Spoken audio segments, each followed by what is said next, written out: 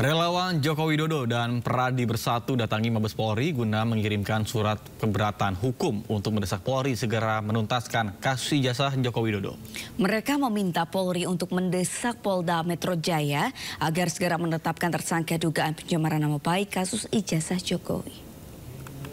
Prabowo Gibran Jokowi diam, ya.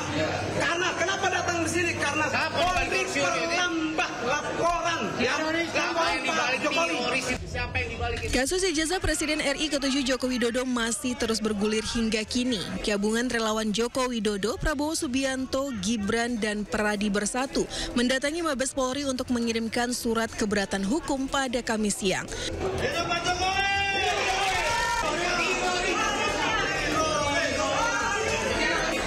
Mereka menyebut surat ini dikirimkan untuk meminta Polri agar mendesak Polda Metro Jaya segera menuntaskan dugaan pencemaran nama baik kasus ijazah Joko Widodo.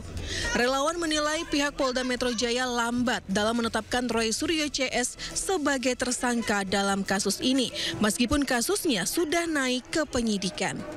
Dan kita meminta kepada Mabes Polri dan juga Polda Metro Jaya untuk segera melaksanakan gelar perkara dan menetapkan status hukum Pak Jokowi, sehingga ini jelas terang benderang dan tidak ada lagi yang namanya polarisasi di bawah, dan tetapkan mereka semua sebagai tersangka terhadap kasus ini yang sebenarnya kasus kecil, ya.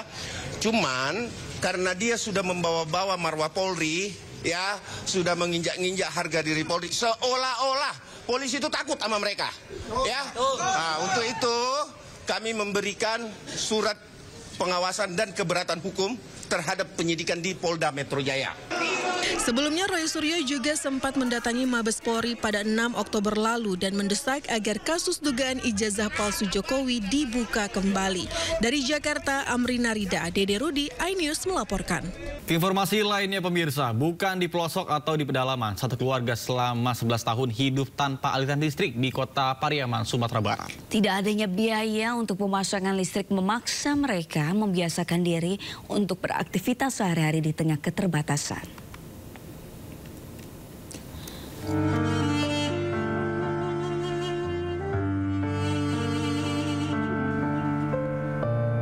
Beginilah rutinitas Amiruddin sehari-hari. Setiap menjelang malam, ia menyiapkan lampu teplok dari botol bekas untuk penerangan di dalam rumahnya. Meski tinggal di pusat kota Pariaman, tepatnya di Kelurahan Ujuang Batuang, Kecamatan Pariaman Tengah, Kota Pariaman, kehidupan tanpa listrik sudah bagian dari kehidupan mereka sehari-hari. 11 tahun lamanya, Amiruddin dan keluarga menghadapi situasi seperti ini. Penghasilannya sebagai pekerja serabutan tidak mampu membayar biaya pendaftaran listrik. Sementara sang istri hanya berpenghasilan Rp15.000 dari upah membuat sarang ketupat. Udah 11 tahun. Itu gimana rasanya itu, Pak? Ya, gelap-gelapan lah. Kalau aktivitas gimana, Pak? Apa adanya gitu. Ya. Kalau Nana belajar gimana, Pak? Anak-anak belajar nggak susah ya, karena gelap.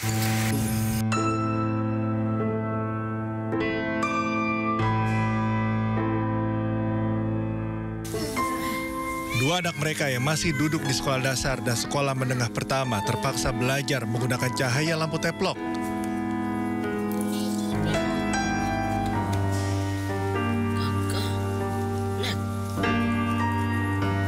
Jika cuaca baik, keduanya memanfaatkan lampu penerangan jalan untuk belajar.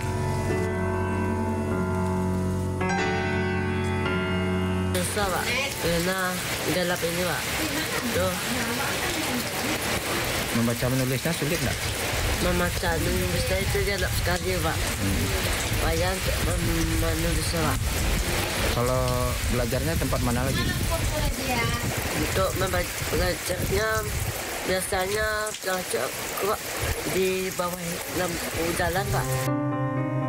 Sementara itu pihak kelurahan setempat mengaku mengalami kesulitan untuk memberikan bantuan karena terkendala tidak adanya tiang listrik di sekitar rumah. Kalau kendala yang pertama kabel, karena jarak tempuh Bapak ini terlalu jauh dari pangkalan yang listrik yang paling ujung sana tuh. Kemudian tentu tambah tiang. Nah, kalau PLN kalau cuma satu rumah kira-kira tidak bakal mau PLN. Di tengah gemerlapnya pusat kota, terselip keluarga Amiruddin yang mencoba bertahan dalam kegelapan malam. Sang anak pun tak menyerah untuk belajar demi masa depan yang lebih baik. Dari Pariaman, Sumatera Barat, Eka Guspriyadi, iNews melaporkan. Pemirsa, polemik keaslian ijazah Presiden ke-7 Republik Indonesia Joko Widodo masih menjadi perbincangan publik. Kelompok masyarakat dari Aliansi Pro Demokrasi Jawa Tengah mendorong agar dokumen dibuka transparan. Perwakilan Prodem Jawa Tengah mendatangi kantor Komisi Informasi Publik atau KIP Provinsi Jawa Tengah di Kota Semarang Kamis siang. Kedatangan mereka merupakan tindak lanjut dari aduan yang sebelumnya dilayangkan oleh seorang pengacara bernama Taufik pada 18 September 2025. Tujuan mereka untuk mencari kepastian data dan memastikan kecocokan antara ijazah yang sudah diberikan oleh KPU Pusat dengan yang dimiliki KPU Surakarta. Dokumentasi terkait itu baru terbuka. Yang kita tanyakan tadi adalah kenapa KPU Solo nggak mau ngasih sedangkan KPU Pusat sudah ngasih, kan gitu. Kenapa masih harus disengketakan, dikipkan gitu. Jadi masyarakat ini bertanya-tanya ada apa sih kan gitu tentang KPU Solo, dan KIP sangat respon lah terhadap kita untuk membantu menangani sengketa yang terjadi antara pihak pemohon, ya kita sama teman-teman kalau kita ini memperhatikan supaya tidak simpang siur informasi publik itu. Roy Suryo mengaku punya bukti baru dalam kasus ijazah Jokowi. Namun pengacara Jokowi tegaskan fotokopi ijazah tidak bisa menjadi bukti.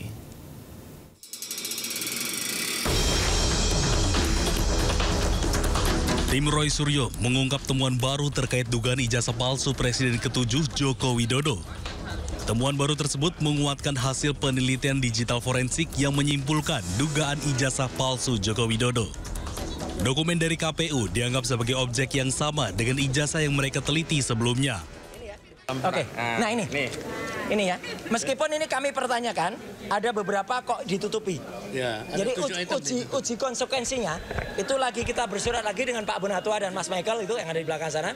Kita lagi pertanyakan, dan apalagi ini legalisasinya ini kan tahun 2019.